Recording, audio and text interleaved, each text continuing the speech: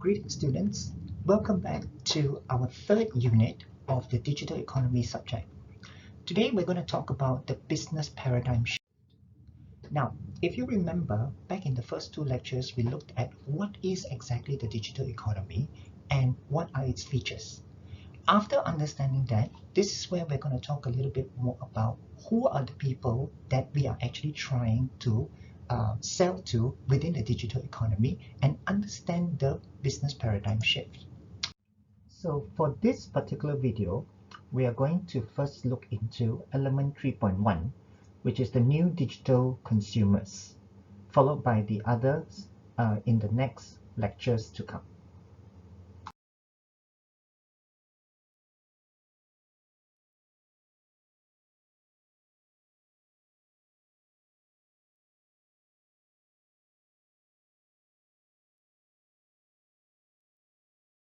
New digital consumers, there are two things I'd like you guys to understand. First off, we need to understand who these people are. Who are the new digital consumers? And once we understand who they are, then we can understand why is there a shift in the digital consumer behavior. So let's begin with the first one, which is the new digital consumers. Now, before I give you the definition, I want you to have a think first. What do you think is a digital consumer? Take a bit of time to just mull over the answer, and then we will talk about it soon. Now, basically, a digital consumer is a consumer that is technologically empowered.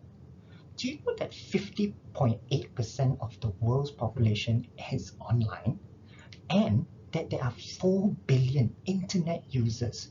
You can imagine with this amount of power to search, discover, see, collaborate, and purchase products, there is so much of power within a small little smartphone to change the entire economy. Herein lies the power. Now, you have to now understand why consumers change because of this. There are three factors, and I'm going to tell you what these three factors are. Firstly, there is a change of technology empowerment because mobile penetration has gone over and beyond what has been expected or decided 10 years ago. And then there is also globalization, which means that consumers now can access goods and information and services with so much of ease and influence. Thirdly, there is also an abundance of supply which over succeeds the demand, which means it's a buyer's game, which means that you have more choices than you have compared to your parents' generation. So let's talk a little bit about technology here. You see, in the traditional marketing sense, technology has shifted the way how buyers buy things today. Let me give you an example.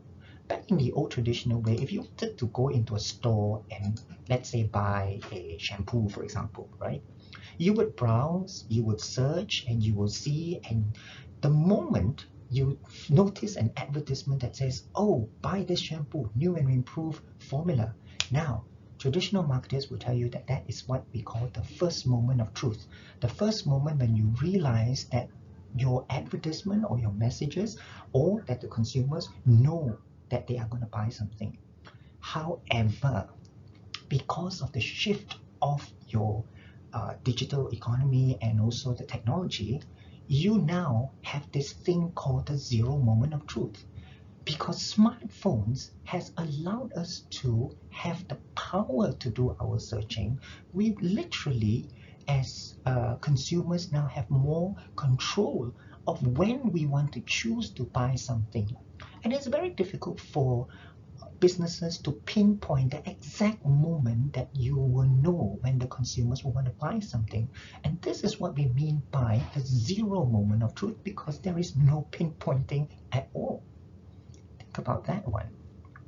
However, because technology has evolved in such a fast rate, hence therefore globalization has also allowed us to become more connected and influencing the way that products are being developed and also being sold.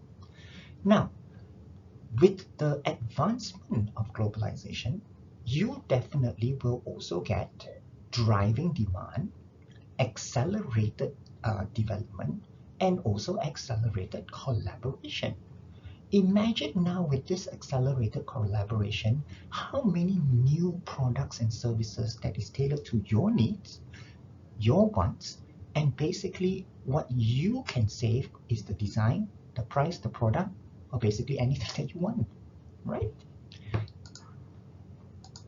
Globalization is not only the only thing that has driven the change in consumer behavior. There is also the surplus of supply over demand. Now, consumer behavior, because there are more and more brands, more and more products flooding the market, you basically as the consumer now have a choice to decide what you want. You have more bargaining power, you have more say in better products and services, and you have more differentiating needs from any other brands or any other products that is out there in the market. Again, understanding these three things, I want you to now again pause the video, this particular one, and I want you to go and search for this particular video here and watch, either by clicking this, scanning this QR code, or the link below. Now that you've seen the video, let us do a very quick recap about what is changing, who are the digital consumers, and what are the changes that are happening. So, as I mentioned to you, changes are happening. And if you can see in this bubble here, that there are three major changes that are happening today. Firstly, changes of consumers. Consumers now are shifting from being rigid consumer to more savvy consumers because of technology. The second change here is the media, the way we talk to our consumers, the way we advertise to our consumers. The environment has changed because from traditional media, it has now changed to more technologically driven media. Thirdly, the behaviors of the brand values has also changed, whereby it's more exclusive in that sense back in the old days, but now it has become more inclusive because we want more people to be involved in the brands and in the development of these brands. So by understanding this new trend and this new digital consumer, we can now understand why there is a shift from the B to C model to the C to B model.